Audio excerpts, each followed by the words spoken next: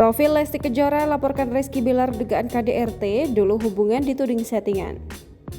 Profil pedangdut Lesti Kejora yang diduga alami kekerasan dalam rumah tangga.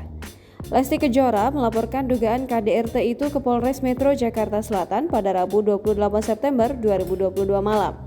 Lesti Kejora mendatangi Polres Metro Jakarta Selatan didampingi kuasa hukumnya. Penyanyi Lesti Kejora mulai dikenal setelah dirinya memenangkan ajang kejuaraan dangdut di salah satu stasiun televisi. Bahkan profil dan biodatanya hingga saat ini masih sering dicari warganet. Sebelum terkenal saat ini, dirinya berasal dari keluarga yang sangat sederhana. Orang tuanya dulu bekerja sebagai penjual mie ayam khas Cianjur.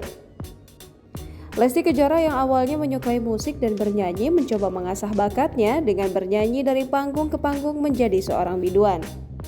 Dirinya juga disebut-sebut memiliki suara yang khas pada saat itu. Lesti Kejora juga memberanikan diri menjadi kontestan di acara Liga Dangdut Indonesia. Hingga Lesti Kejora berhasil memenangkan kejuaraan tersebut. Namanya makin melambung usai suaranya yang dinilai memiliki oktav tinggi.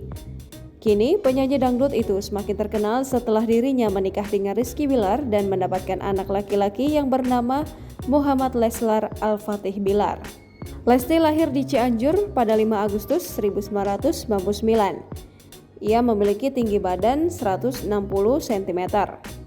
Orang tuanya bernama Endang Mulyana dan Sukartini.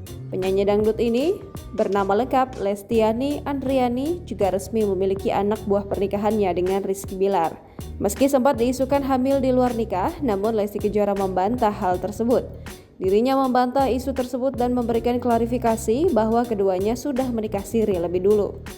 Kini Lesti Kejora yang sebelumnya berkarir dari panggung ke panggung sudah terkenal.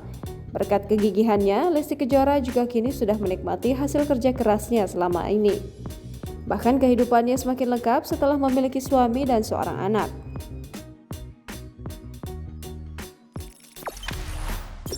Jangan lupa subscribe, share, komen, dan like ya!